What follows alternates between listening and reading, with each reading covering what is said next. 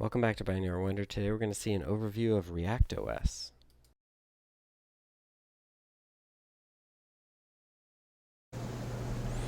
Welcome back to Binary Wonder. Today we're going to look at another operating system called ReactOS.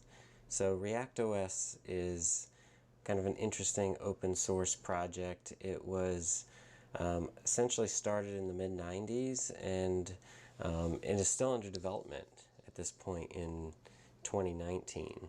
And what's interesting about this is its claim is that it's a re-implementation of Windows without actually using proprietary Microsoft code.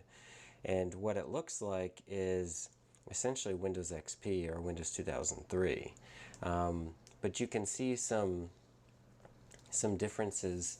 Obviously, anything that's related to Microsoft is gone, and even some of the layouts and the way some of the icons look, it appears to be sort of more Linux flavored than Windows, but a lot of the navigation items are very similar.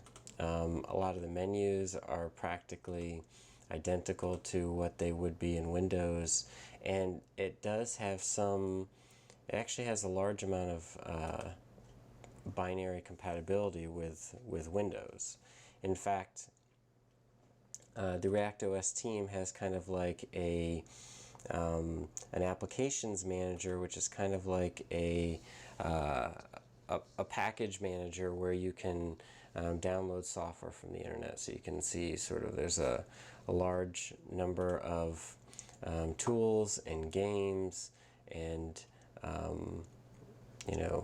educational software, scientific tools, etc. You can even get modern browsers. So I've got Firefox here that's running on this. So in some ways it's kind of a mix between retro, open source, and a modern operating system. And it's free. I believe it's been primarily developed and maintained by a team in Russia, but quite a bit of the normal software packages you would need to have a functioning operating system work on this. And you can obviously get ScumVM, and I've got DOSBox here running, so if you want to play some retro games, you certainly can do that with this.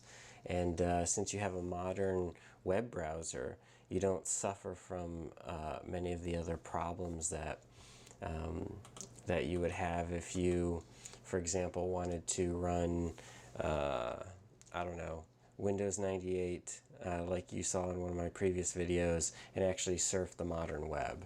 I mean, if we